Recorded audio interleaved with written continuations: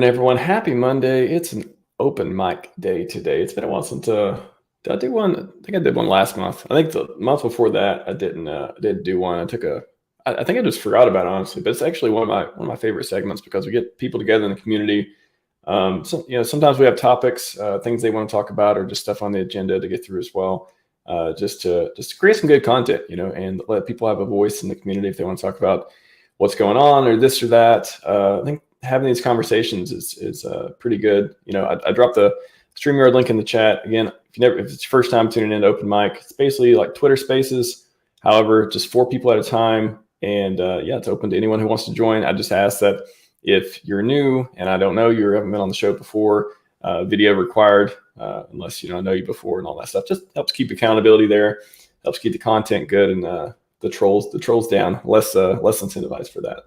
So yeah, I'm excited to bring a few people in. I jumped on here and hey, we got a full panel already. But if you want to come in, just maybe wait 20 minutes or so, and then pop in the green room, and then I'll see you. Maybe I'll talk to you in the chat for a second, and then I'll get someone to guess a lucky number, and the lucky number gets them to gets them through the rotation. So we at least drop one at a time.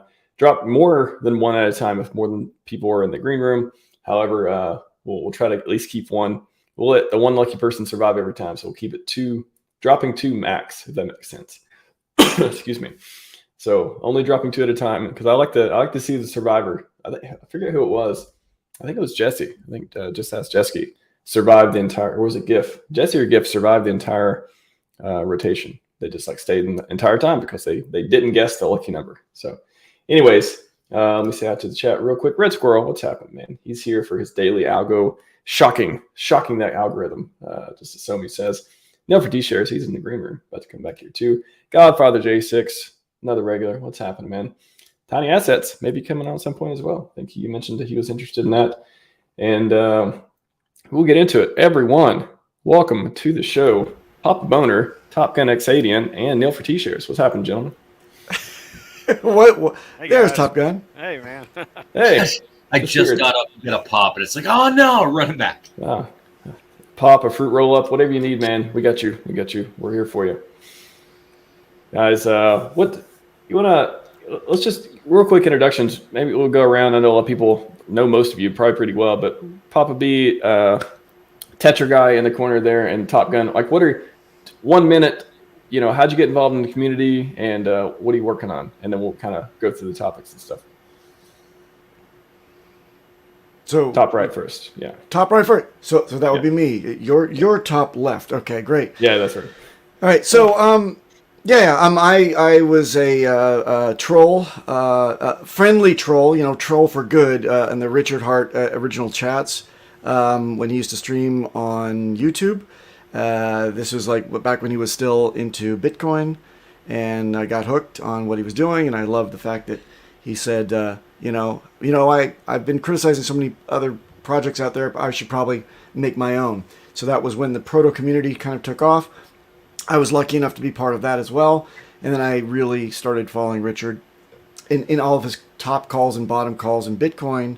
And here we are today, all throughout the whole HEX and the PulseChain and everything that goes along with it. It's now going on about, 5 years is it now for us long-term Richard Hart early followers? I think 5 or 6 years. 5 or 6 years since the inception, almost 4 years since the launch. Yeah.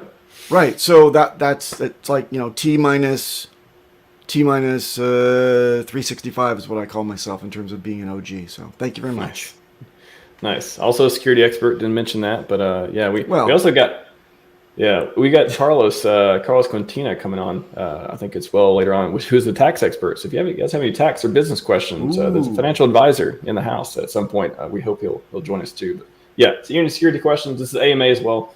Chat, put them in there if you have any security questions too. Neil for T-Shares, what's happening, man? Hey, man, doing well.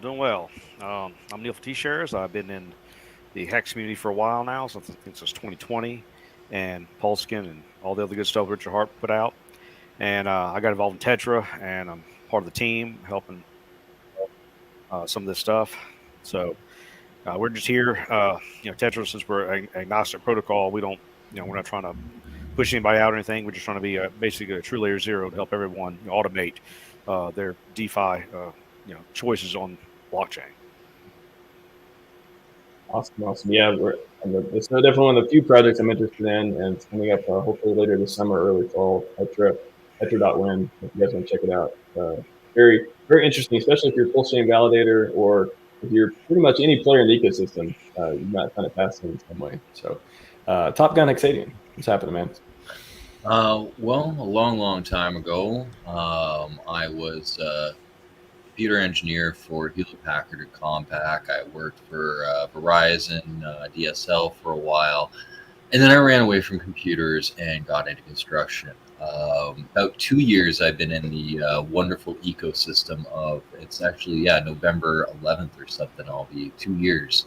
I will have been a proud member of the Hexagon community, and for me, it's just a little bit of OCD math. I love the liquidity pools for PulseX, so I broke those out, had to understand how the buy and burn was going to work. And then when the chain launched, I guess my old tech support hat came out, and I did a weekend of tech support on Twitter Spaces for the launch right after I was streaming with you, and we all went, "Oh my God, it's live!"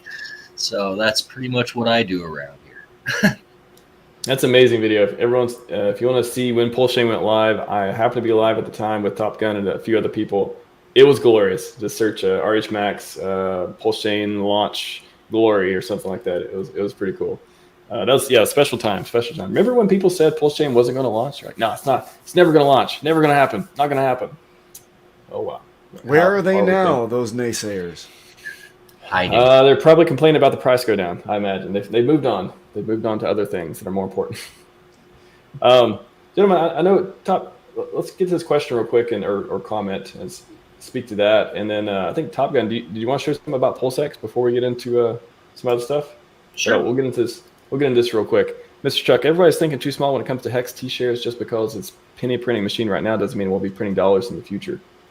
Who wants to take that and riff on that for a moment? You guys still like HEX, right? We still here? So my opinion is HEX is still a CD. It's still a collateralized time deposit. It still works doing what it's doing. And it took such a bad hit because, oh my God, Pulse is never going to launch. Well, we've got Pulse now, and everybody who was making a play to get their copy did that and is out. And I mean, even on Ethereum, I guess it's a stable coin now at the very least. Like, it has to have bottomed out. They just can't go any lower. So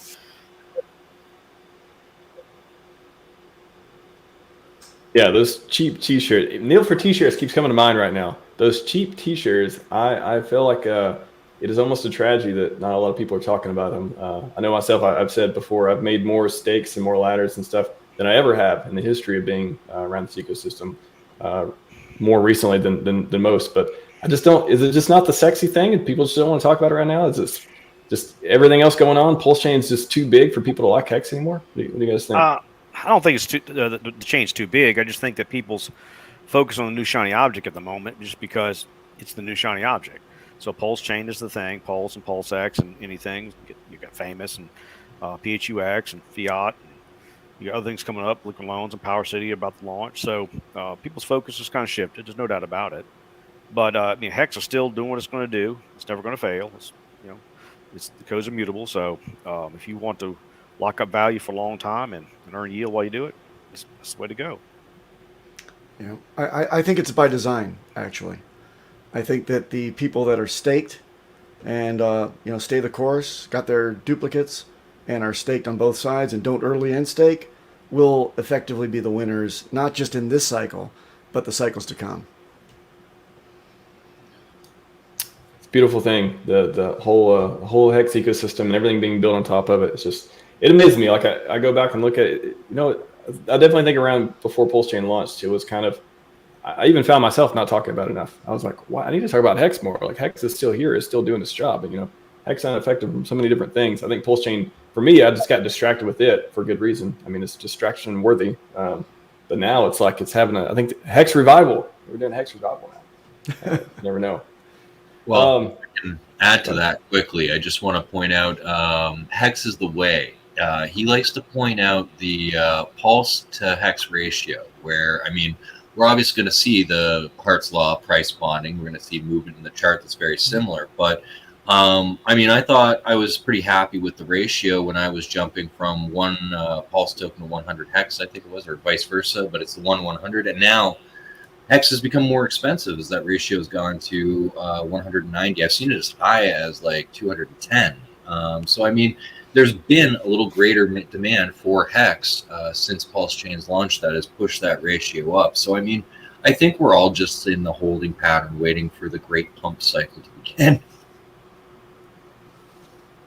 Yes, well said. One more thing about staking just came to mind. Keep in mind that you walk into your bank in fiat, and your jaw hits the ground if you can get anything above 5.5% APR, right? Or APY if you lock up your money in a traditional CD. So compare that to what we're getting in terms of HEX yield per year, and it'll hit you when the bull market comes. You'll be like, oh my God, I've been getting 16, 17% APY. It's ridiculous. I'm surprised when they give me my money at all. I go in the bank and they're like, I'll ask all these questions. Oh, we don't have it on tap. Oh, you need to call beforehand. I'm like, whose money is this again? Like, it really hits you. Like, when you go in the bank, they don't want to give you money when you clearly have it. Like, it really hits you. What's going on? It's crazy. Compassion. We have a let's see, where is the comment? Not Compassion. Shout out to Crypto Compassion in the chat though. Top Gun. Got Paul Sachs asking, any crystal ball math or a great segue for whatever you want to show us on PulseX? Well, I will definitely talk a bit about PulseX because I'm always in love with it. I really haven't done any new math. For right now, like all I could do with my math was it wouldn't tell me exactly how it was going to grow. I just had to assume some S-curves and assume, okay, maybe it'll take this long, ramp up in users. It's a little funny how close some of my predictions have been to so far the beginning of this, beginning of the launch for it. But I haven't gone through and tweaked any math because honestly, it's going to take a lot of work to overhaul that thing, make it way more detailed, and it still won't be accurate. Right now has been a great time for me to work overtime instead, so that I can DCA into this bottom. And meanwhile, I got to give a shout out to gopulse.com because reading the statistics on there, like they show a lot of the data on their webpage that I was trying to kind of project with my math model. So rather than trying to paint the future, I get to watch what's actually happening on there. And I mean, when the PulseX DEX is doing consistently about 100,000 transactions a day, and a minimum of about roughly an average of $10 million volume a day, that's at least about $21,000 of buy pressure in that buy and burn daily. We're coming up on 0.5 trillion tokens burned. It's working absolutely as intended. And in my models, all the worst first years were the best 3, 4, 5 year model outcomes. The more that gets burned early on, the less it's available to do later on. And I think once we actually see some excitement in the product and some pumps, like the activity on the chain is just absolutely wild. And I mean, the price is low, and I mean, yeah, price will start going up, but still with the volume trading. So I'm starting to almost imagine this like a constant burn rate, because if the volume traded and price go up together at the same rate roughly and balance each other, this will just be a constant projected burn rate for the first year or two until things balance out a little differently. But it is amazing watching those numbers, and I love being able to just surf through the menus on GoPulse and see what's going on in the bridge, what's going on in the validators, what's going on with the PulseX. And it just also blows my mind that when I look at those transactions, they're only talking about what's happening in PulseX, not all the other utilities and protocols that are running on PulseChain. So I mean, this is not a dead chain, and we're pretty much just the sleeping tiger right now, getting ready to pounce. So this is exciting to me, absolutely exciting. Hey, Top Gun, let me ask you a question. What do you think is going to happen to PulseX when we start automating people's trades when they're asleep, 24/7? Start automating people's trades? Oh yeah. Well, limit orders, swing trading will be out the gate day one. Yeah, if it's trading through PulseX, like it's it's just more transactions to happen, more going through the decks. Like the more it's alive, the more that buy and burn works. The more, like, a lot of people are complaining like, oh, it's going down, the buy and burn's not doing anything. Would you want to dump about half a trillion tokens onto the market right now? Like, we can't because it's burnt, but you put those on and watch the price go down from that. That's where the price should be. Like, that buy and burn has spent millions and millions of dollars already in the last 4 months buying up PulseX. Guaranteed drunken sailor bot working as intended. So if people aren't patient, that's all right. I am not crying about these DCA prices. Yeah, I sacked for it, and that hurt a little bit. But hey, that's really come down with all these DCAs I've gotten to have. So I haven't gotten a lot of videos out, but I've gotten a lot of buying done. So I'm making a good amount of this time, and yeah. But that's a question too. Just to tie those 2 points together around the burn and the question from Crypto Khalil here about burning 6% on average per year. Is it, so if we have, I mean, Tetra, DeFi automation, more transactions going through, stuff like that, is that going to, you know, what we're seeing all the burning right now is just a crazy amount, but like, I kind of think that will go down over time. But if we have more automated transactions and all that, I think it's a kind of point Neil was getting to too, is could that stabilize it somewhere where we just have so much going on that even though it looks like a lot is being burned right now, and that's kind of hopeful in the future, could that become just a thing that even goes up even further? It's a question that comes to my mind. Well, here's the easiest math for it. So I said we're doing about 10 million a day average, right? So, and we're sitting at around 1/10 of the sacrifice price. If we got back to the sacrifice price, a 10x, and we 10x the volume up to 100 million a day, we'd still be burning the exact same amount of PulseX. If we start doing more volume, or that X goes up higher than our price, we're going to start burning more. But if the price starts going up faster than the volume, we'll see the burn rate slow down. And that's where I think eventually when people realize there's an automated Michael Saylor bot throwing his money in the liquidity pools that will never be taken back out, you know, eventually people go, oh, wait, now I'm seeing the value. So, I mean, at one point, I do expect the price to kind of exceed the volume's capability to burn, and I do think it'll slow down, but not anytime soon. Not for years. It's good to hear this type of, back end technical mechanics with PulseX, because it's so few and far between when we have these chats about PulseX, because it's been like the redheaded grandnephew of the Richard Hart ecosystem, simply because of all the question marks about all the things it should be doing as well, right? There's no way to stake it right now. There's no way. Single-sided staking has not yet come out. All these wonderful things about that. I wonder, does Tetra have something planned now that you said something that caught my attention, which was limit orders? With limit orders filling that gap, is there another gap that maybe Tetra has for automation that could really enhance PulseX before maybe something formal comes out? Well, yeah, we'll have like a swing trade bot, not bot, a strategy you can utilize to buy with stop loss and everything else on PulseX. And we're building our own DEX aggregator right now, so it'll give you the best price with PulseX, PHUX, or any other DEX that's on chain too. So then we're really going to have a way to people really be efficient when they purchase. So that's two of the things right out of the gate. So if you're looking at buying any Richard Hart products at certain price points, you can set that up. You can manage your HEX stakes, and then we'll have arbitrage opportunities with stable coins and other tokens. So all these things will be available pretty soon right out the gate. And so I see that PulseX is going to have a lot of volume, and validate, and all the PulseChain validators should love it, because they'll have even more volume 24/7 going through their computers. Mm-hmm. And you retain the user retains their security, retains their security posture, their keys, everything. Keys, everything. It's all their stuff, their coins. We're just a tool that facilitates it. Nice. So. Very nice. This is also amazing too. I think right now we're the second chain for validators, because I think Chia, because it's got over 100,000, is the one that's leading us. But 43,000 validators. That many people that just keep wanting to buy Pulse just to get a cut of the APR on that. Hold on, stop. I'm not glowing right there, Mid Pacific. What the fuck, man? Come on. There's like nothing. Yeah, what? No. Go in between. No, I'm not in Japan anymore. Right there. That's me. You're on a boat in the mid-Pacific, and there's no dot. No, we call that an island, man. Come on, right there. There's nothing. My validators don't count. What the hell?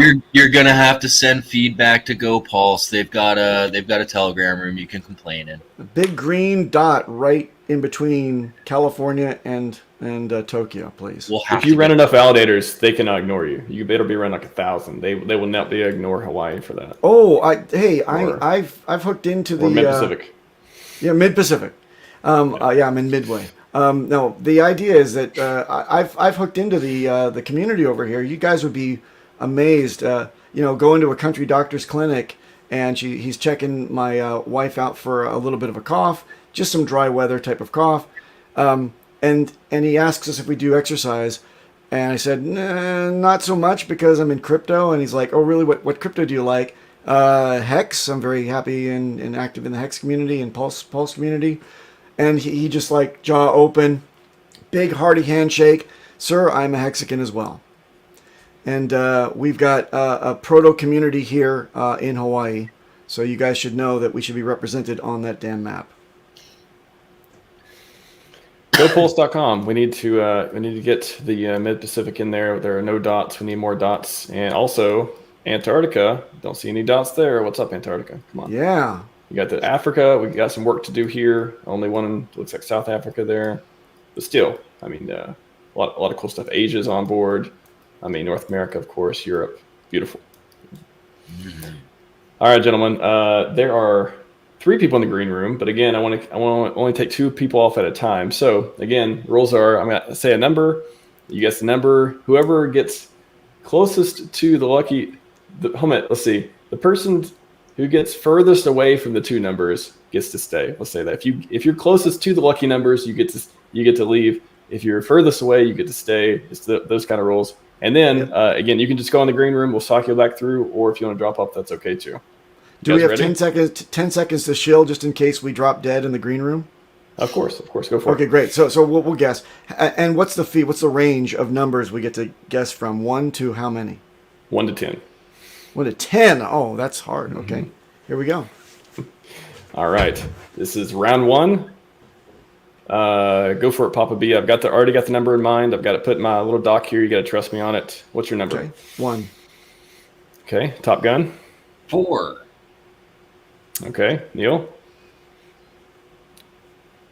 Oh, you're on mute. 10. All right, the number was 3. So Papa B and Top Gun got closest, so they get hit by the door. However, if you stay in the green room, like I said, you can come back on. Nil for T-shares, you survive, man. You survive. So we get our 10 seconds to shill our sites. Okay, go for it. Go for it. B9.xyz. That's B9.xyz. Security practice platform for the community. Thank you. Awesome. Yeah, like I said, if you want to come back on, just it'd be about 20 minutes before we get the next round in. But yeah, always good to see you, man. Yeah, well, hang. All right. Before I pop out, I didn't build it, not a builder there, but always love the Internet Money Wallet team, what they're doing to kind of help us against the JP Morgan hands touched MetaMask. So another EVM optimal option that has PulseChain built in. So nice and easy to use. Those guys keep working hard. Thanks for having me on. Yeah, shout out to all the builders out there. And yeah, like I said, you want to come back on, feel free. Top Gun, always good to see you, man. Take care, man. Yeah, take care. And then there was 2. What's up, Neil for T-shares? Hey, man. Are you a survivor? You have a built-in survival instinct, or I guess you dodged that one? I'm just lucky. I don't know. you said 10, and I was like, well, he definitely staying. He said 10. Yeah. That is the optimal. Yeah, I guess for 3, that is the optimal number. First way I can go. Yeah. The game theory is exciting. All right, I got 2 more people I'm going to bring in again. There's actually more than 2 in the green room, but I only want to have 4 on at one time. And like I said, I like having survivors here. So welcome to the show, Carlos Quintana, Crypto Tax, and Crypto Calm. How you guys doing? Good. How are you guys doing? Well, Hey, nice to see you guys again.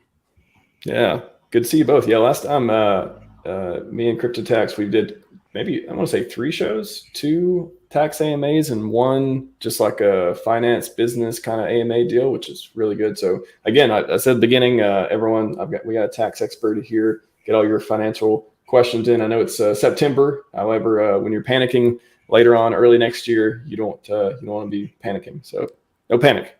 Anyways, he's available. And Crypto Kong, man, what's it sounds like you might have some good stuff for us in the Hedron ecosystem today as well. Yeah, just a couple things I'd like to share. Sweet. Yeah, so Neil for T-shares, he's a survivor. So what? I'll hit you for the topic real quick. What do you want? You want to talk about anything in particular, or should I go through the chat before we move on to Kong and Carlos?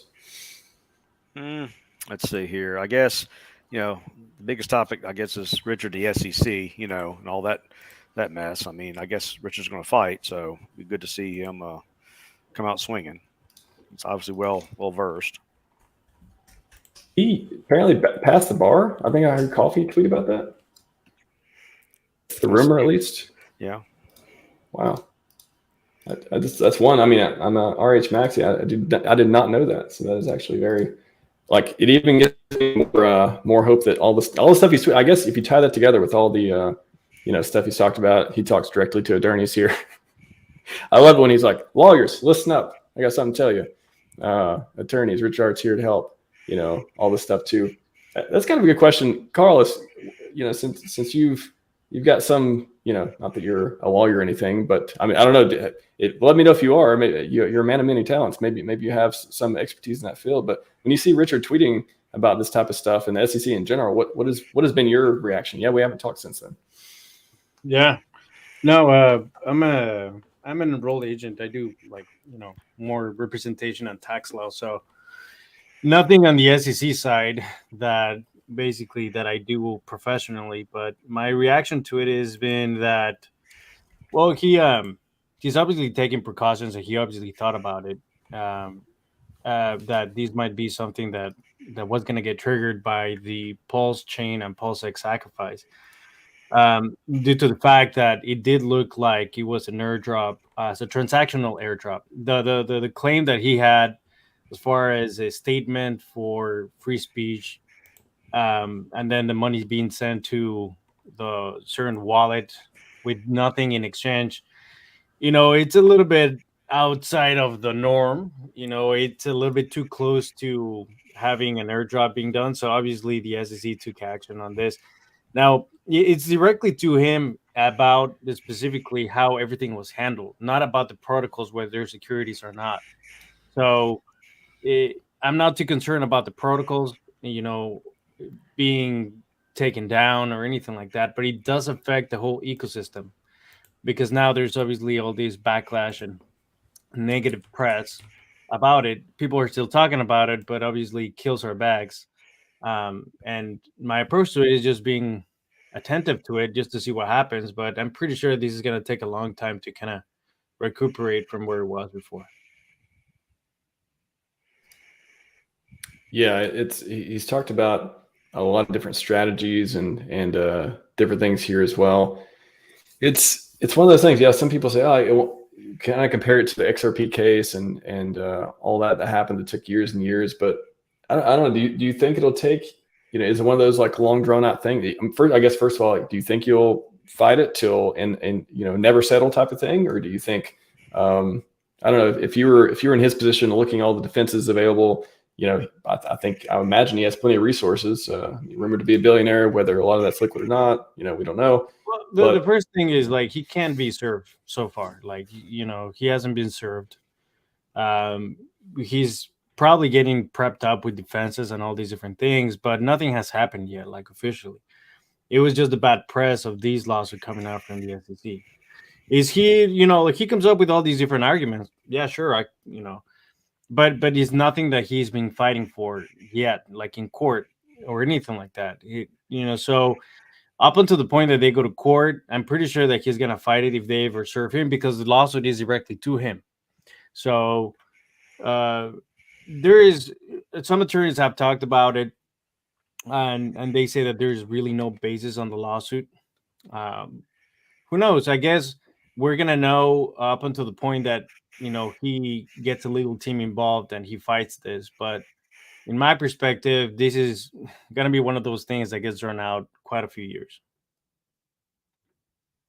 And was that, so you mentioned before you don't think it affects the protocols much. So a lot of people are worried, if it does take a long time, is that going to affect their bags, for example?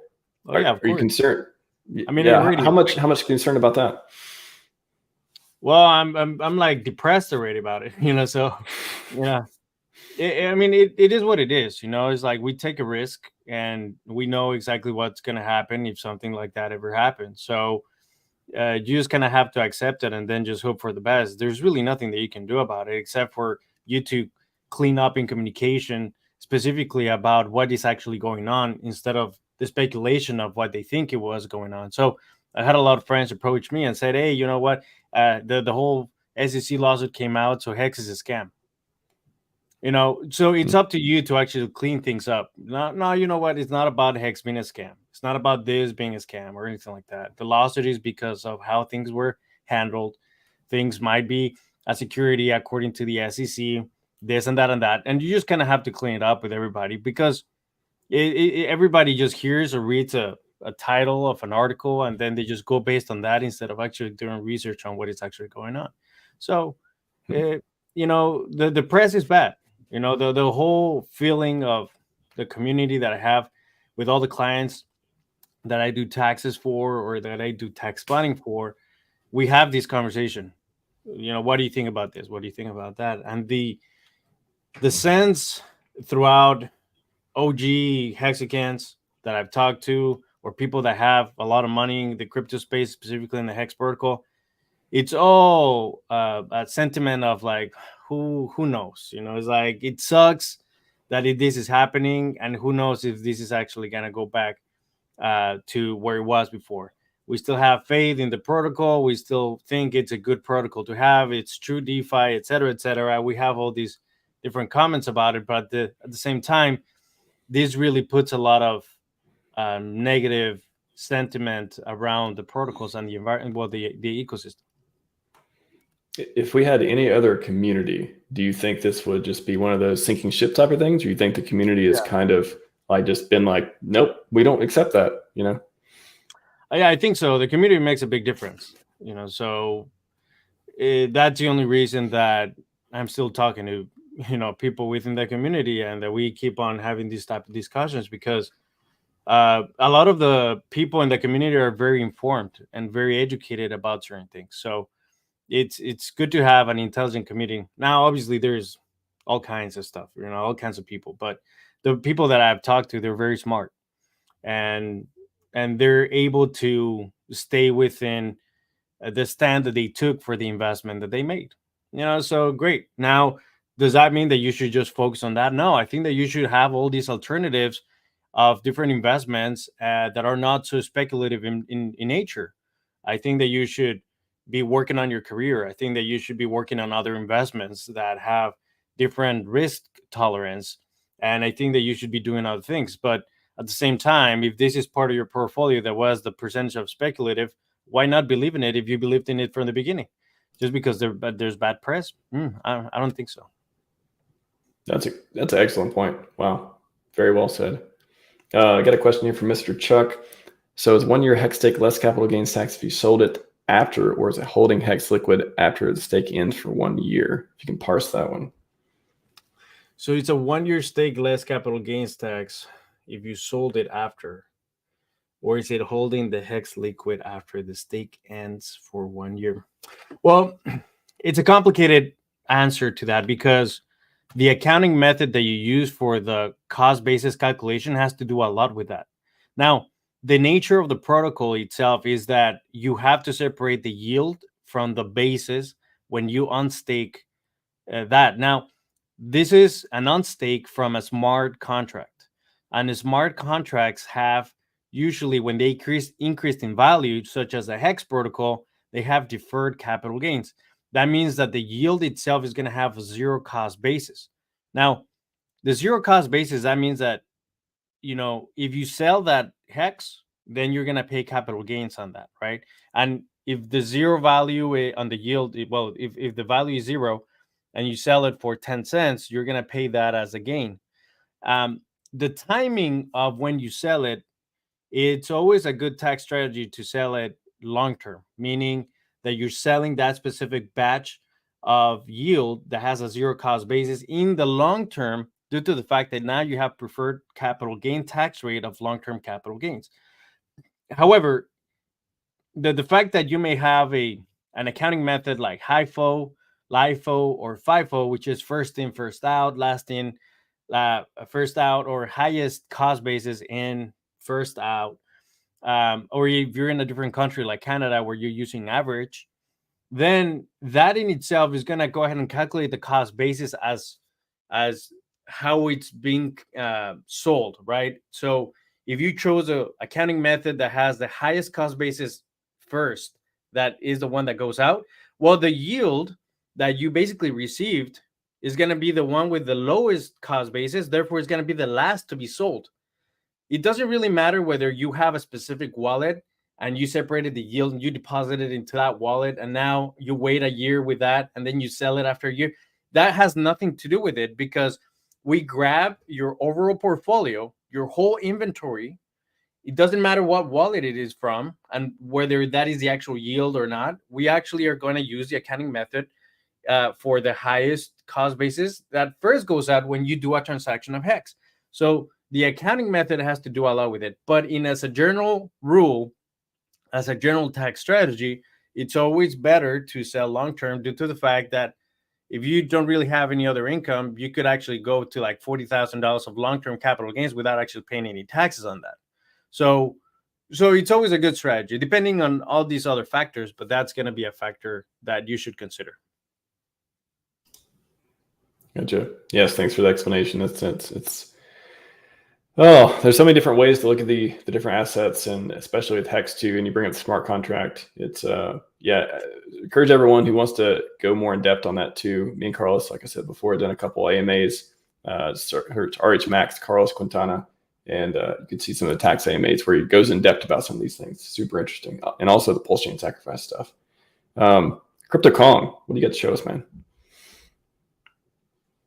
Yeah, so I got just a couple things to share. I'm not sure how advanced or beginner your viewers are, but I'm just gonna start sort of at the beginning and then move through there. So over here, I have Pulse coins list. So I want to go through sort of navigating the Pulse chain, and then talk about like where you can put your funds to sort of yield, not only like staking with HEX, which is what I also want to talk about as well, but liquidity providing, whether it's on PulseX or PHUX, which I think is another good platform for liquidity providing. But over here, just to start, we got a Pulse coins list. We went over this last open mic, and this is just a really good resource. This has pretty much the entire PulseChain ecosystem on one website. If you're looking for a place to buy Pulse, it's all here. You can see all the different service providers that'll sell you some PulseChain, whether it's no KYC or it does have. I think these are all no KYC right here, right now, but occasionally there is some KYC options like centralized exchanges that we can purchase Pulse off of. But yeah, we got stats here, multi-charts, etc., etc. But getting into the sort of juicy stuff, I kind of want to talk about where you can gather your liquidity for efficient order execution. So I think you guys were sort of talking about this earlier in the beginning of this stream. I think the Tetra guy said he was building an aggregator where we could have limit orders, etc., etc. I'm not sure currently if we have limit orders over on the Pulse chain, but one thing we do have is just regular aggregators. So currently we have Piraeus, and this is it's a pretty good aggregator. It does find you the best price for whichever token you're looking for. If we go over to PulseX, for example, if we go to exchange, I'm going to use Icosa for my example, just because I kind of focus on Icosa a lot on my channel. But like, let's say we want to take USDC, and we want to take 1,000 and dump it into Icosa. If we're in this V1 PulseX pair, we're going to eat a bunch of slippage, right? Now, one of the easiest things you can do is just click it over to the V2. I'm surprised a lot of people aren't really checking on this. I know Richard also says that he's added routing between each of the different pairs and stuff, but it's a bit iffy sometimes. So if you're looking for optimal order execution, uh, check your prices both on V1 and V2 just to make sure that you're getting the best price. Because I know the V1 pairs include all the farms, but if your coin isn't necessarily included in one of these farms, it might have lower liquidity in V1.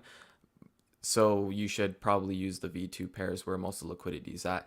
If not, another good place to find some liquidity, Icosa.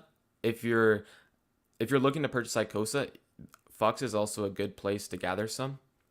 Also, as well as like Hedron and any other ecosystem asset as well.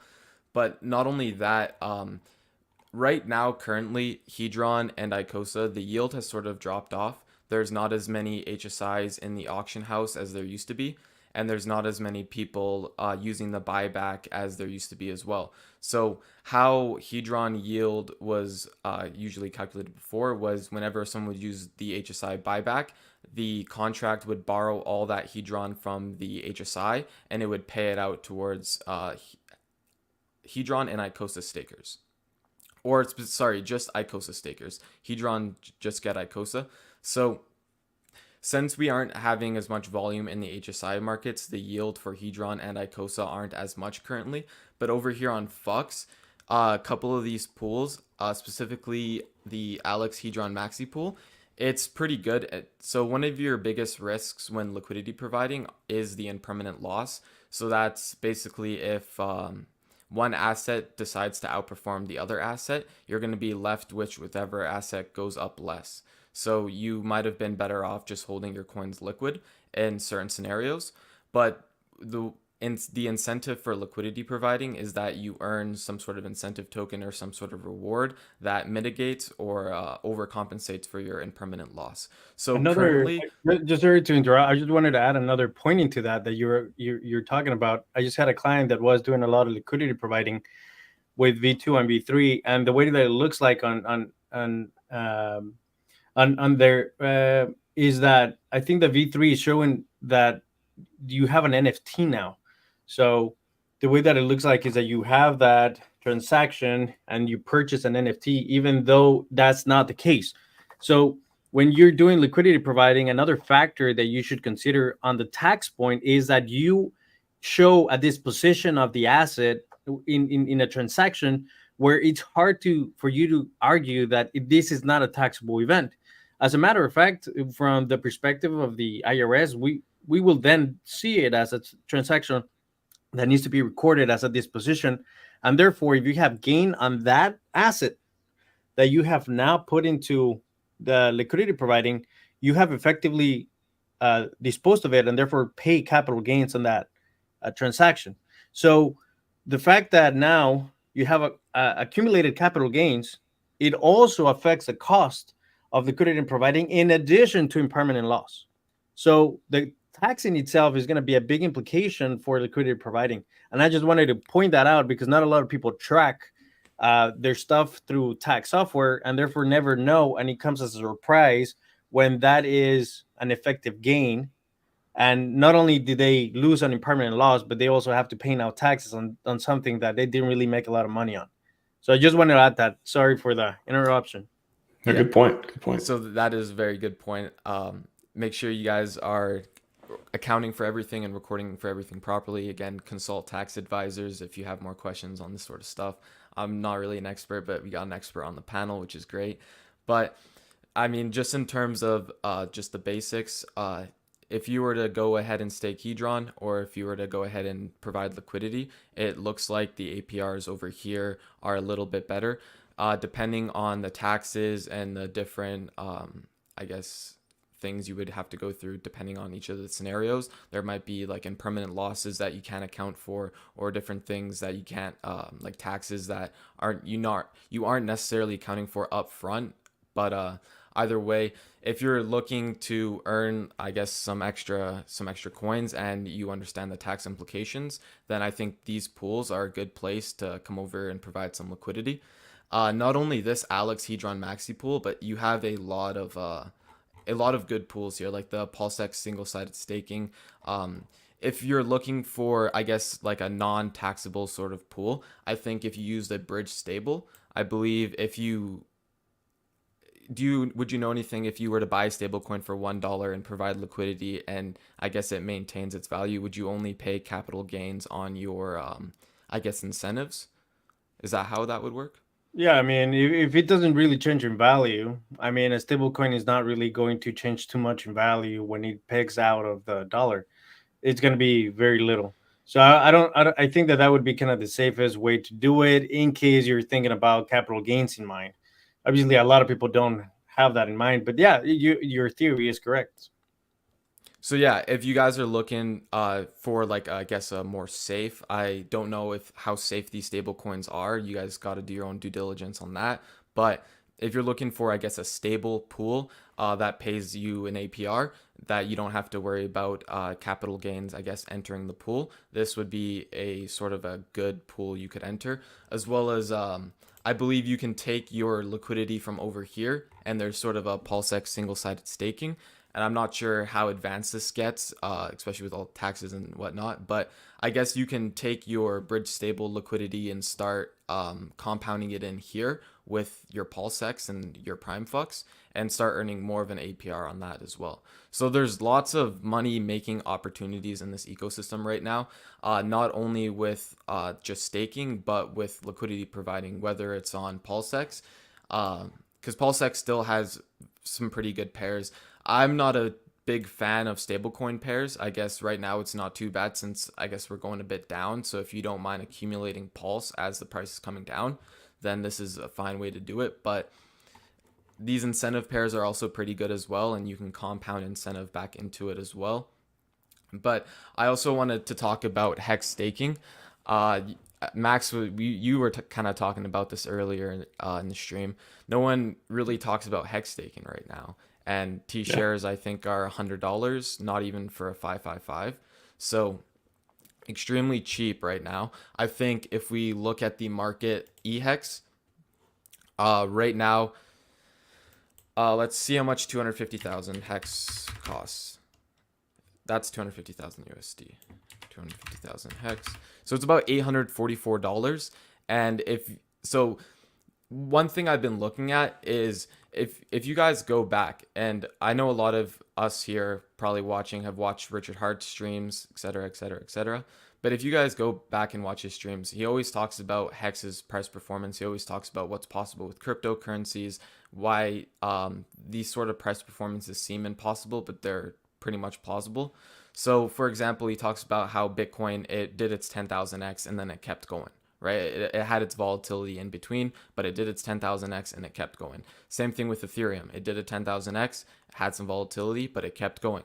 And HEX, now that we have this whole ecosystem crash, everyone's depressed. We have this recency bias that like we don't think the price can go up as high as we think it can. But on a long enough time frame, I think that lots of people will be very surprised by HEX, and we're forgetting the time value of the T shares in the exponential growth of the compounding interest. And especially right now, the HEX is so cheap, you're buying back essentially years of your time in terms of the price chart, right? I think we're close to launch price for HEX right now, which is insane, right? Lots of people, if you were paying attention during all-time highs, there was people who would sell their left kidney for some HEX at 3/10 of a penny, right? But now apparently we have a bunch of sellers. So HEX, it simulates compounding interest when you stake it. Richard Hart designed one of the most perfect products when you think about it very carefully. And one of the things I want to share is for $844, we're going to go over to, I think it's Stake HEX today, right? Stake HEX today. Yes. StakeHex.today. StakeHex.today. Perfect. And we'll type in the 870 US, which is 250,000 HEX for 555. And I believe at the end of the stake, you'll be left off with about 1.6 million hex. So we'll decrease the hex payout. The hex payout will gradually increase over time as T-shares become deflationary, but we'll keep it more conservative and we'll say that it increases less over time. But it's looking like even at a conservative payout per day for your T-share, you are still able to take $800 right now, 250,000 EHEX, stake it for 5555, and your projected hex is 1.4 million. So I'm not sure what your guys' price predictions are for hex. I'm not really sure what price hex could get to, but if let's say you get back to 5 cents, right, or even 10 cents, you invested $800 today, you're walking home with, if it gets back to like whatever 10 cents, $140,000, or yeah, 140,000-ish dollars off of an $800 investment. But that's obviously after 5555, and that's only 10 cents price prediction, right? And I think one of the things that people forget is the 5555. One of the big bonuses you get is every year extra you lock up, you get an extra, I think it's 3% T-shares up to 10 years. So maybe that's not totally correct. I think it's 30% per year up to 10 years, which is 300%. I believe that's the math. I think that's right. So chat, correct us if we're wrong. I think what that means is like if the T-share rate is 30,000, if you stake 30,000 hex for 1 year, you'll get just the 1 T-share. But if you stake it for 5555, you'll get 3 T-shares. So that's that little growth right there in the time your longer pays better bonus is going to exponentially compound your hex greatly. And you guys can ratio all this out yourself, but if you think hex can get to 10 cents, current EHEX PulseChain ratio, if we take a look at it, it's about 81. And you guys can see here, so beforehand hex was mostly bonded to USDC and it had more of a stable floor. Alex from Hedron talked about this, and it was harder to break through that floor of liquidity just because like USDC, it's a solid asset, right? It's not volatile. It doesn't move up and down like a hex does, right? But now with the launch of PulseChain, most of the liquidity is bonded to PulseChain. And obviously with all the SEC FUD and all the sellers, prices come down. And with liquidity bonding, Hart's Law, not only do prices move up together, but prices move down together. So what we're seeing here is Hex is basically maintaining a ratio between 70 to 100 pulse.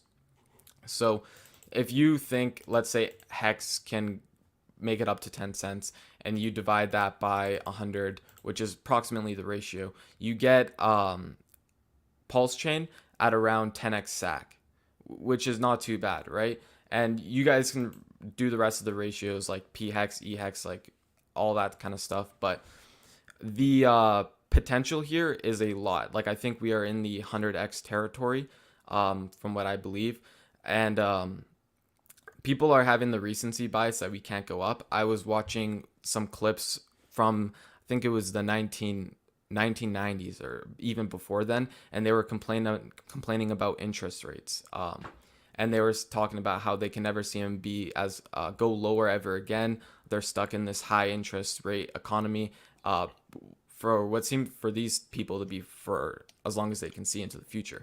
But now what we saw through into the or just before the pandemic was interest rates basically dropped to zero, and people were used to that. And then now we're flip-flopping in the cycle. So we have these sort of booms and busts all the time in crypto, and it's pretty much normal, right? Volatility is a bug, not a feature. And I think you guys are going to look back at this chart and wonder why you didn't potentially accumulate more.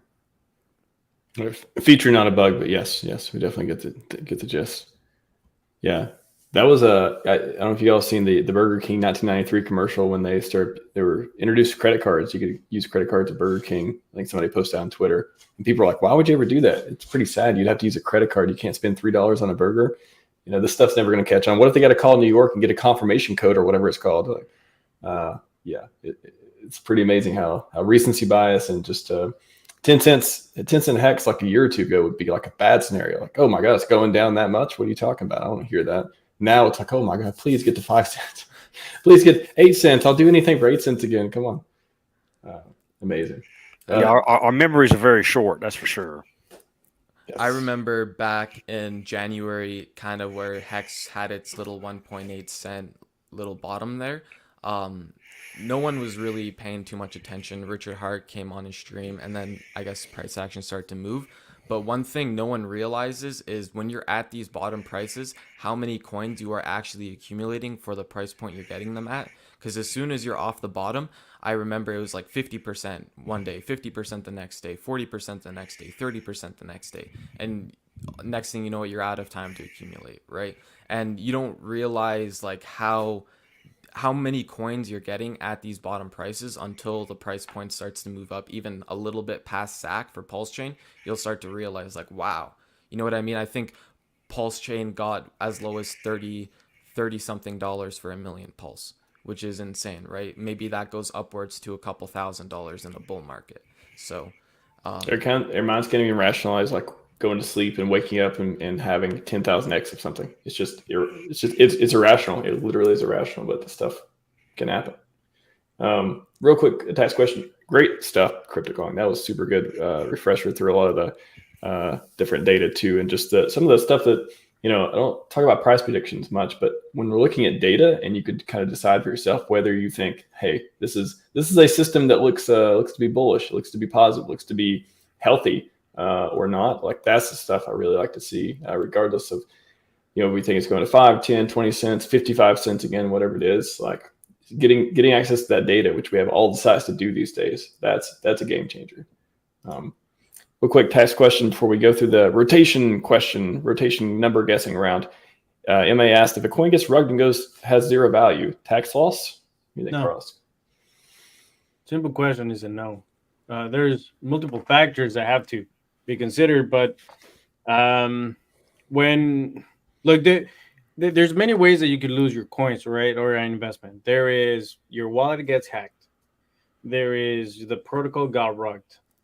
There is that someone stole your keys, right, and then withdrew all the money. There's also that you signed a contract in your wallet with your wallet, and allowed them access to do something with that. There is all kinds of stuff that could be that you could be taken advantage of. So now, specifically on what is deductible, what is something that you could actually be able to write off. You're never able to take a capital loss on these type of transactions. So when you write it off against capital gain, it would be inappropriate to do so. The only time that you're going to be able to take a loss on something that got stolen or hacked or whatever is if you engage in a transaction for the expectation of profit, and then those coins were stolen from you. So, for example, in tax law, there's something like the Madoff case where a lot of money got invested into his fund, and it was supposed to be being invested in stocks, and it was a Ponzi scheme that the court declared a Ponzi. At that point, because the court ruled that it was in fact a Ponzi, people were able to take it as a deduction under Schedule A, which is different than the Schedule D, where you record capital gains and capital losses.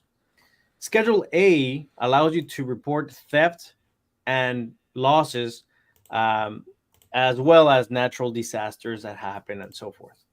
So what happens here is that if this court, whatever court it is that is investigating the case, or I mean, the FBI is probably going to investigate something, is going to go to court, and then the court rules on it being a Ponzi scheme. At that point, it could be considered then a Ponzi.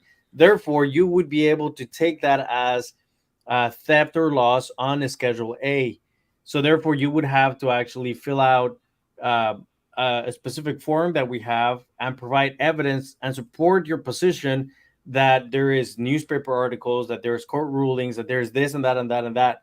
So you can be able to take that money that you invested. Let's say that you invested $100,000, then you would just take that as a loss on Schedule A if you're itemizing deductions at that point. So that would be the only time that you're going to be able to take it as a loss, not because someone rugged the protocol, it's automatically a loss. And the value in itself, let's just say that someone rugged and now you're not able to sell. Well, too bad. If you're able to dispose of those coins though at zero value, you effectively have disposed of the asset. But if you no longer have access to those coins, you cannot dispose of them. So therefore, nothing happens unless it's being considered a Ponzi. I don't know if you see the difference between the two. Yeah, I think that it just keeps coming up, different coins, rug, and people are like, okay, did I lost? So just to be clear too, so if you buy some coin, you buy 10,000 rug coin for $100, and then the protocol goes to zero. Are you saying you can't claim a loss, or you can't? Well, you can only claim a loss from the capital gain perspective if you sell the coins. When I say dispose, means selling, right? You dispose of them, you sell them. So if the protocol rugged, I guess today there was a rug. I think the hard coin got rugged. Hard coin, yeah. So if something gets rugged, well, the question is, can you still access the protocol and can you sell them at a loss, like with a zero value? Can you still sell them? Can you dispose of them? The answer to that, it depends on that, right? Like if you can sell them, great. You have losses that have now accumulated because you recorded the transaction, and now those losses can be used against your capital gain. Now, in the other example, you cannot access those coins. They simply went down in value, and you no longer can sell any of them because there's no demand for them, right? There, you put it up and it doesn't sell. You can't do anything with it. It's completely useless. Unless the court says that this is in fact a Ponzi, you can then write it off on Schedule A. But if it's not declared a Ponzi and you don't have evidence that this is a Ponzi or theft, you're not going to be able to do anything with it. So it's like shit out of luck type of thing. It's like you just lost money on a speculative asset, but it's not something that you can write off. I have a question for you, Carlos, if you don't mind, Max. So earlier we were talking about capital gains and stuff, and or gains through the front liquidity and stuff like that. How is IRS determining any gains if cryptocurrency is not real currency in their mind? How are they making that decision? It's property, and there is a whole tax code based on how property is taxed. But when I go file my taxes, I do my own, and they didn't ask me anything about which coin and how much I earn and liquidity and all that stuff. The simple question on the tax form, at least where I'm at, is like, hey, did you do it or not? That's all they want to know. Now, if I had capital gains, it's different. I understand that part. When you exit out into fiat, that's a completely different understanding. But inside a DEX or anything, they have no knowledge of what's going on. If you're in a centralized exchange, it's different. But if you're in a DEX, they're not required to keep records or anything like that. And you possibly couldn't keep accurate records because, especially on V2 liquidity, the value is only there when you exit. You don't even know how much you're earning until you exit because it's functional ratios. So there's no way to accurately do that. It's impossible to know what you're making until you exit out. So, I mean, this is something that the code, that the tax laws can't even come to comprehend the complicated mathematics. I don't see how we can be liable for anything that they can't even define themselves. Well, that's a different topic. As far as definition, obviously, we are in big trouble when it comes to trying to define anything. Like we've been trying to fight for legislation and for definition of the protocols to see what's taxable and what's not taxable. But there's memorandums coming out. There's court rulings coming out specifically on certain types of transactions that are happening. Like, for example, a month ago, there's new regulation that came out specifically talking about staking rewards from a protocol that is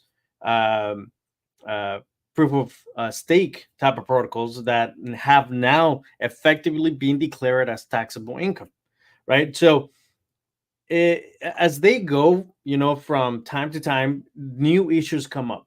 And as people start fighting all these different things, new rulings then come out. Now, they have said as a base rule that basically overrules everything else is that you as an American citizen are required to report under Form 8949 every single transaction that happens in the crypto world. Now, your topic is, well, how are they going to find out? Well, if I sell coke and marijuana in an illegal state, how are they going to find out if I'm laundering money too? There's no way that they're gonna find out unless they do conduct an investigation for that. Now, it doesn't mean that you're doing things correctly, right? As an overall rule and law, you're not able to sell coke or do money laundering. The fact that they haven't caught you doesn't exempt you from being correct or not. The rule and the law says that you're supposed to record everything and that you're supposed to declare global income. Doesn't really matter where it's coming from. Whether you're in a DEX that is being held in Panamanian jurisdiction or European jurisdiction and you're using a VPN or someone else's ID, doesn't make it okay for you not to report it. So how are they going to find out? They're not ready yet. You see, so they're not ready to conduct an investigation that goes in depth into that unless you KYC'd a centralized exchange, and then you started transferring money to those wallets from in decentralized, like something like MetaMask. How are they going to find out that you have all these different activities within MetaMask? Well, they're not unless they run your KYC wallet, because they know effectively who you are, and they see that there's transfers back and forth from that specific wallet. Then they can do an investigation of that specific wallet and they can trace it back to you. Now, there's been audits and cases already about that, where obviously they're not going to do it as an overall platform to check everybody's transaction. But if they do find you or have suspicion that there is some sort of activity that you're not reporting and they want to investigate you directly, there's already specialized units that will go ahead and do the investigation, that will catch that sort of dynamic, because everything is recorded on the blockchain. Unless you're using completely anonymous wallets, I mean, that's going to be up to you. But the rule and the law says that you should report it. You see, so in my practice, or in anyone's practice in the US, as far as taxes, we're not going to take a position where it says, oh, you shouldn't report it. No, there's a specific law that says that you should report global income. Doesn't really matter where it's from, whether it's hidden or not hidden. Even if you're a coke dealer, you should report that income according to certain court cases that allow you to write off the cost of the coke, not your payroll or anything like that. But if you're running a cartel, you should be declaring taxes on that. You see, so even for that specific type of criminal activity, you should be reporting taxes. Yeah, that makes sense. Well, we really need further clarification from the courts. No doubt, because no doubt, it's a really gray area. I mean, the odds are any of us are doing this are probably less than 1%, I would imagine, of users actually recording every transaction. You know, just in trying to keep up with. I made 10 cents today. You know what I mean? It's there's a meme I posted. You know, it's like overall we have reports of 1,000 pages, literally 1,000 pages, and the capital gain is only $20. You know, it's just so stupid. Yeah, we have to record every single transaction on Form 8949 to be able to do this. But that's what we're signing up to do, though.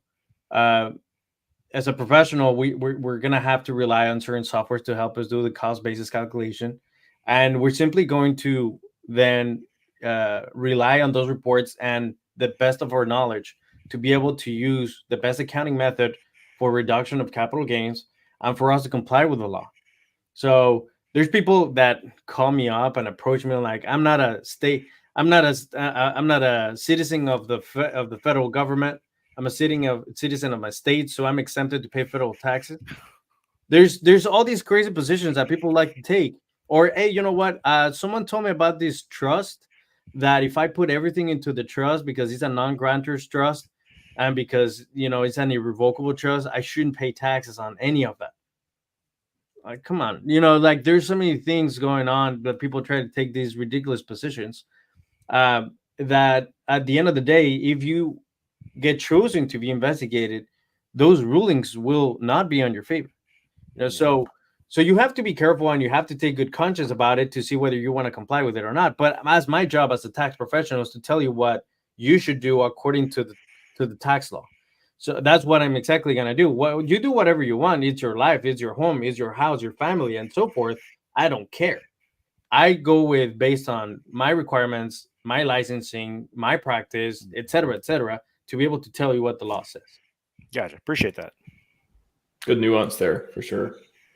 All right, guys, it is time. There's two gentlemen in the green room who are anxiously waiting to get back in. That means it is number guessing time. This is round 2. So again, the rules are everyone guesses a number. The one who guesses the number that is furthest away from the lucky one, they get to stay, and then bring the other 2 in. So start with Neil for T-shares. Number is 1 to 10. Pick your number, sir. Got mute again, but I saw 5, I think. Yeah, 5. Yeah. 5. Okay, Kong.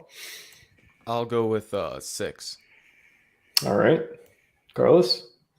I'll voluntarily exit. It's about 1 p.m. and I got a few meetings. So. No, but you won. You You won. Okay. You literally can't lose. Literally, the number is 6. Unless you guess 7, you cannot lose.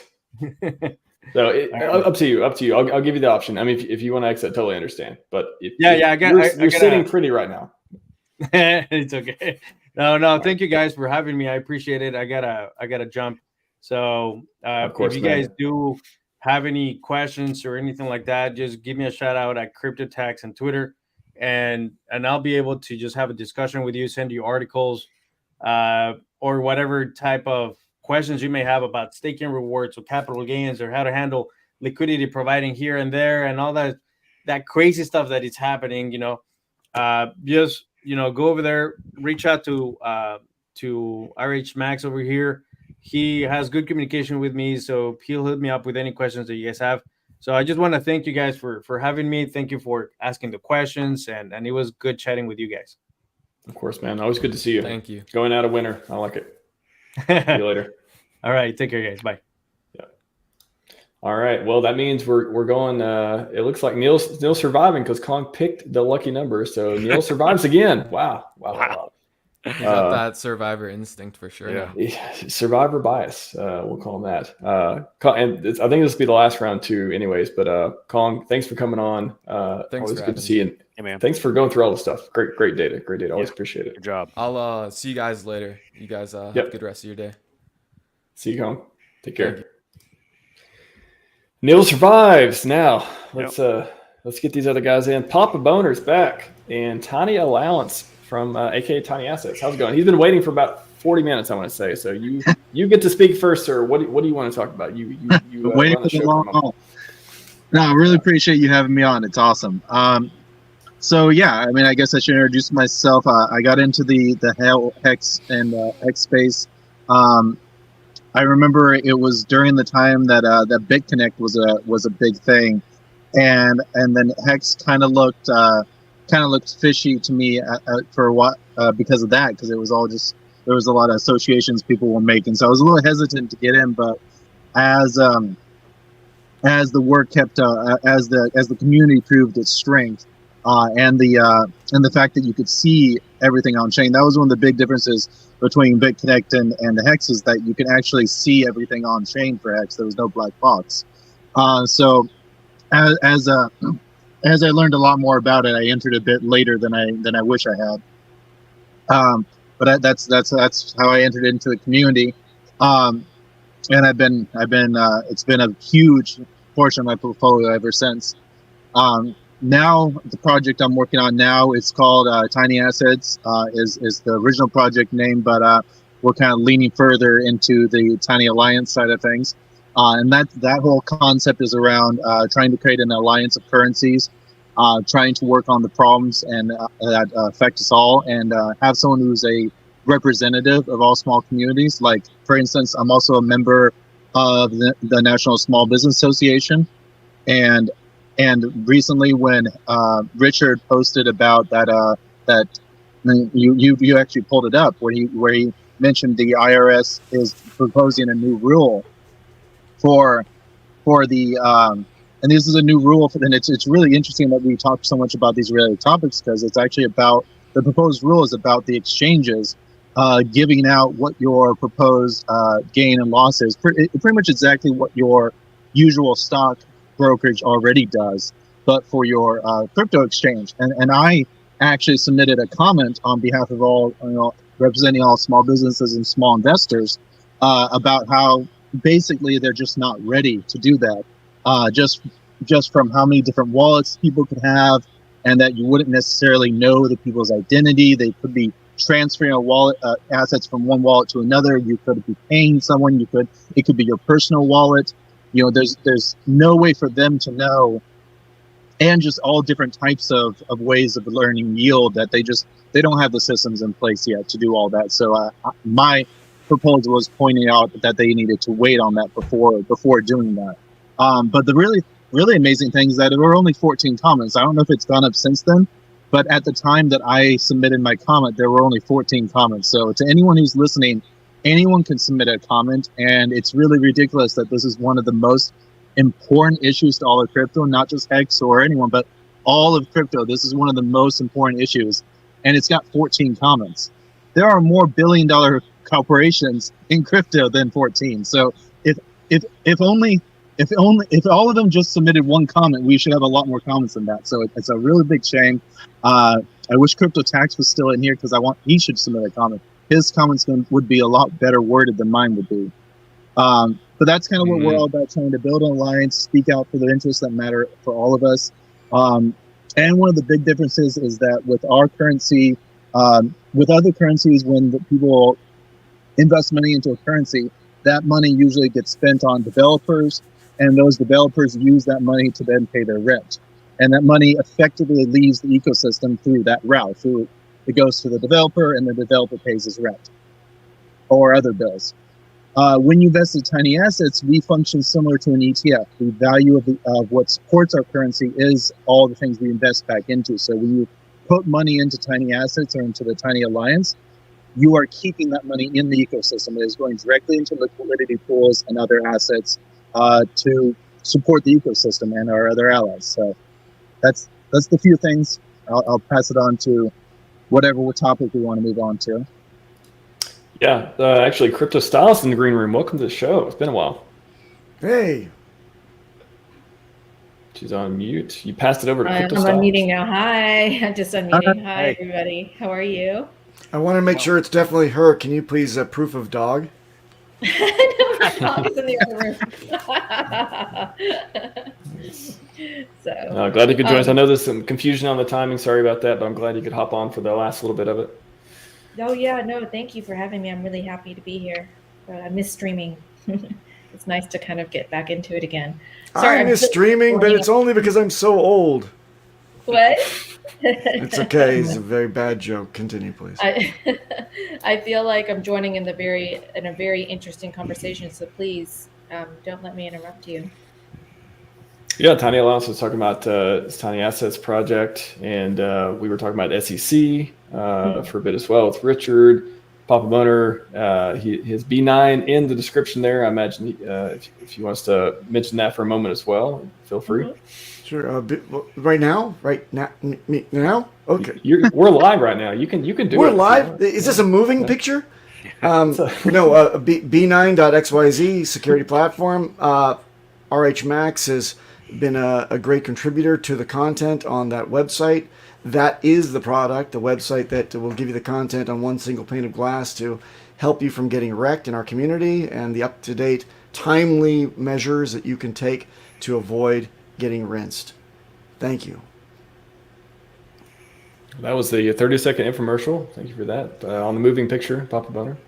And I got a question because I really love the B9 project, so I need to reach out and chat with you more some other time. Right on, man. Thank you. Yes, absolutely, 100%. You know, when I first got into crypto, when I first got into HEX and the whole ecosystem was during the PulseChain sacrifice. And I had some issues and I was super paranoid about security.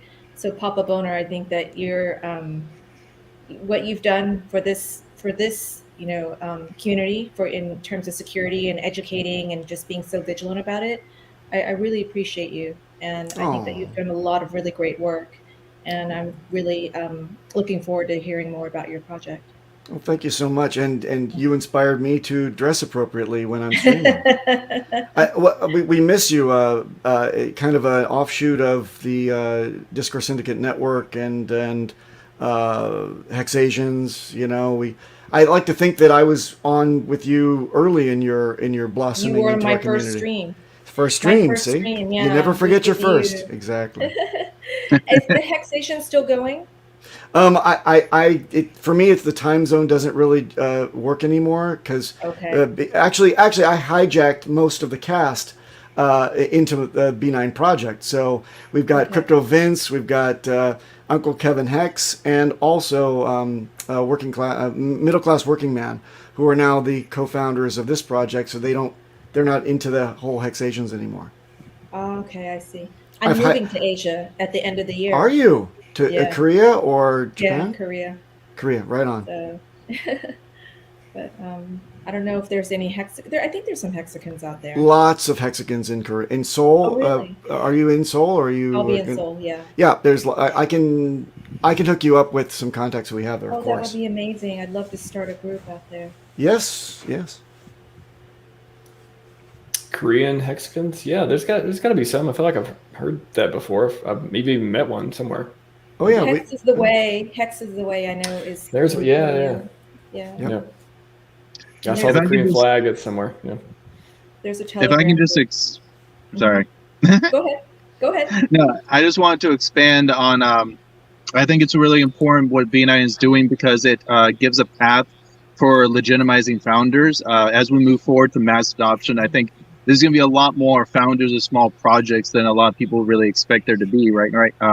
As we go into full scale adoption, there's a lot more utility use cases for individuals to be founders and start their own currencies and their own projects, and so many more small investors. And this really, B9 really attacks both sides of that, both as a way of allowing projects to better legitimize themselves, to have better practices, as well as it gives investors who need to know some place to start. How do they evaluate the quality of a project?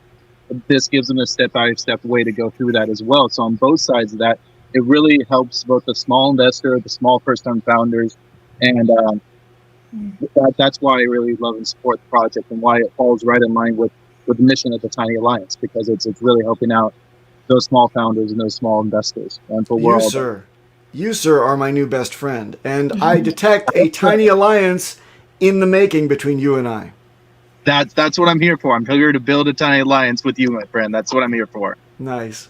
I was actually hoping you'd be on before I got on, and then I saw it was like, whoa, yes.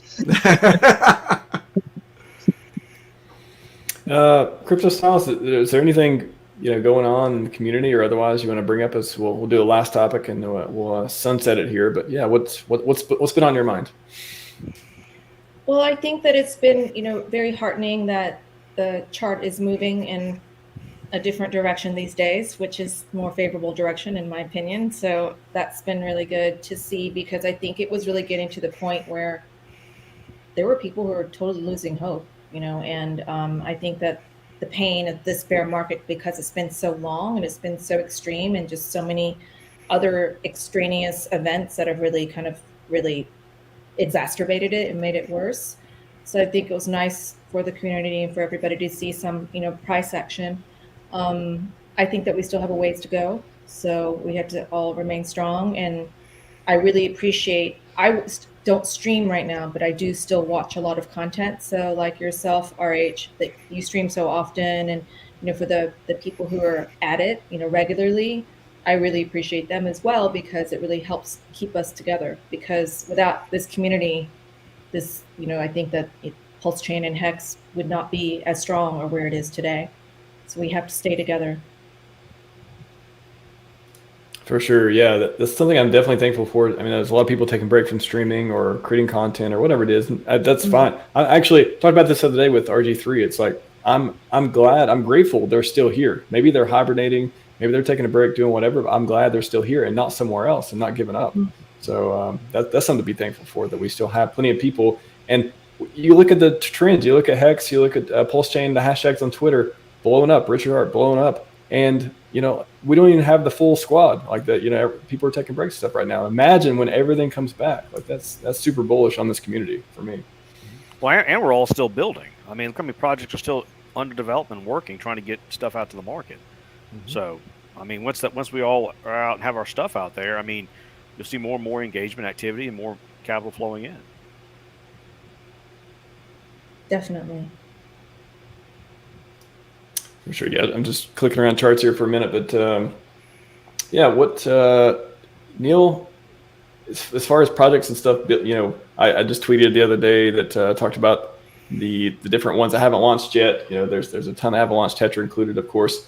But what do you think this fall, once we get some of this stuff going, is it one of those? Is it underrated move? Like, are we going to feel like, oh, is the angst still going to be there in the fall when some of the bigger projects start launching, or do you feel like that's really going to get people going? Like, do we just need more stuff going on that's out there?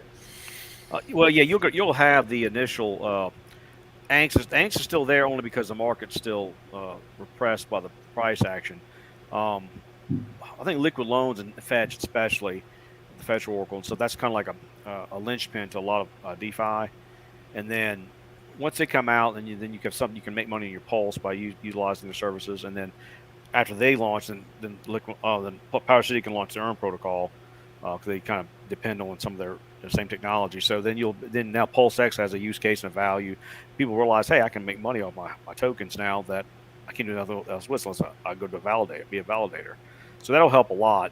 But you'll have initial probably volatility in that just because new people play with the protocol, they'll get wrecked, they'll do dumb things. And if we launch and beat them in the market, which we probably will at this rate, then we'll be able to automate, arbitrage opportunities between tokens and all these good things, and then as well as different types of strategies utilizing both these products. Not to mention other things that be showing up like Win-Win and Mintra, whatever, all the other things that are being developed. So yeah, you'll see a lot of price action, a lot of movement, and then I think once people realize that you can start making money, then I think sentiment will change. And come first quarter 2024, then you'll start seeing a little more hope on the horizon for the average user. It's an ecosystem of builders. That's what I'm so proud of this community for doing. Hanging in there, building, and there's drama back and forth. There's always going to be that, but aren't we glad PulseChain launched? I keep saying it. Everyone, PulseChain actually launched. PulseChain launched. We did it. Wait, what? Really? Yeah. It wasn't supposed to launch.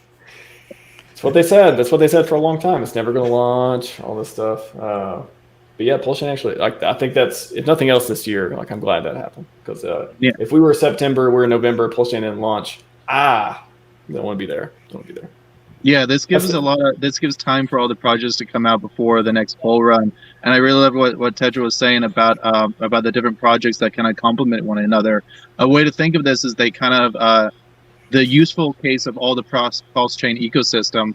Each time there's a project that comes online, it kind of has a multiplication effect with all the other projects that it might be complementary to. But there's also projects that haven't come out yet and that will come out in the future that it will also complement to. So you can get an exponential effect from a new project that comes out in a month that just so happens to collaborate with a lot of projects that have already come out that maybe not have been that useful before, but now they really truly shine when it all comes out. So I think it's really, really good timing that we're going to be able to get all the core implementations all done before the next big bull run.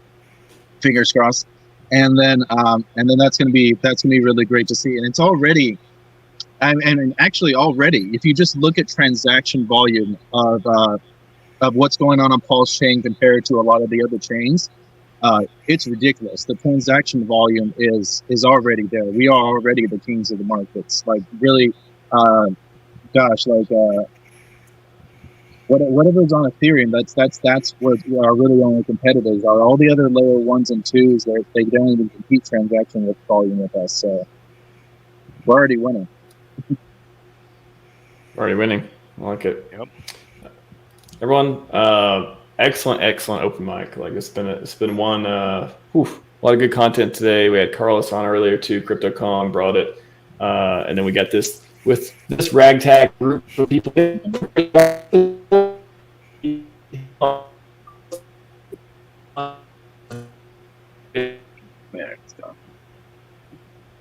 Yeah, sorry, I dropped for a second.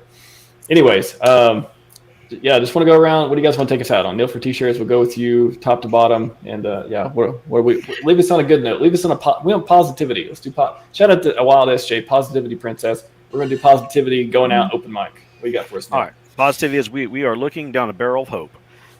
We're building something that's going to help everyone because we're protocol agnostic, and so all we see is nothing but good things for PulseChain here in the near future, and we'll be just in a couple weeks we'll be launched. We're almost there. So yeah, we'll be able to use Tezos and automate your stuff, limit orders, swing trading, all the other good stuff, and then we'll add strategies as other protocols come online. So we hope to work with everybody. And if you have any questions, please come to go to tetra.win and come check us out on Telegram. Sweet. Papa B, we're going to take that. Sure. This market, this too shall pass. We're taking a little nap right now, but we've been here before. This is no surprise to us people in crypto for a whole bunch of time. So keep your chin up, and we'll be here at B9.xyz. We'll be sitting there in the rear with the gear, watching your back. Pay attention to us. We only strive to get better every day. Great content from Max has contributed some of his videos. They'll be queryable, searchable, easy for you to take a look at what people think of in our community from all the security practitioners that we've got. Great minds will tell you whether or not you should touch tokens or projects. Thanks. Thank you. Crypto Stylist, you want to take us out on? PulseChain is real DeFi. And I really think that is a great narrative for us to hang on to. People can understand it. And with everything that's going on in our world and all the fake DeFi that's out there, I think that we really stand by that. We live it, we breathe it, we own it. And I think that that's going to be what's going to set us apart and help us move forward at a really, really accelerated rate once the bull market starts. And I also think that what's being built on PulseChain is super exciting. There's so many smart people doing incredible things, and we just launched. How many days old are we? We're not even a year old yet. So I think for the people who are already, trying to, I guess, FUD and say that, PulseChain is a failure or hasn't made it yet. We just started. We have 14,000 daily active users. That's not a small number of people that are using the chain every single day. So I just feel like we just, again, stick together. We have, consistent narrative, and we just keep pushing that forward. I've heard the ecosystem of freedom. I think someone on Twitter mentioned that recently. Yes. That makes sense. That's awesome. I love that. I like it. That's a rallying cry that, we rallied around Richard's twerking. We rallied around him, destroying all the heroes that came there. They all came to die or something like that. And now we can rally around the ecosystem of freedom where we can't be gatekept with PulseChain, pulsechain.com. Tiny Alliance, what do you want to take us out on? A lot of the best things have already been said. Like, this truly is the most decentralized network out there. You have a lot of them that can legally claim decentralization, but when you look at the developers and the companies that are funding those developers, there's a massive centralization in most of the other projects. But here it's all just freedom-loving individuals that are building it, and that's why the Tiny Alliance is most focused in the PulseChain ecosystem. We're technically layer 1 agnostic, but that's why PulseChain is by far our favorite currency, because it's where the passionate small builders are that are just building a future that we all need. And I think this is going to have a ripple effect on the rest of the ecosystem, and that's why we're focusing here, trying to build alliances between exciting projects, because this is just the beginning. This is just the beginning. There are so many great tools that are being built, and when the next bull run comes, we're going to be able to have a fully functional ecosystem that isn't going to be dependent on any of the big money interests. And that's really the ethos that one of the ethos that I try to champion, is that we can solve all the problems ourselves. We don't need big governments. We don't need big businesses. We just need passionate individuals working hard and partnering with other passionate individuals working hard. And that's how we can solve all the problems of the world, right there. And that's what the Tiny Alliance is about. And that's why we're on PulseChain, because that's where it's happening. Ecosystem of freedom. I like it. It's got to be the rabbit trail. All right, everyone. That's all we got for you today. I know there'll be some more streams coming up. I don't know which ones they'll be or which times or dates yet, but I'll get them scheduled as soon as I can. Thank you all for coming. It's been amazing. Neil, Papa, Crypto, Tiny Alliance, TA, that has a ring to it. Yeah, you guys are awesome. You guys are awesome, and I really appreciate it. So without further ado, we're going to get out of here. Audi 5000, Scivive, and 5555. We are out. 5,000.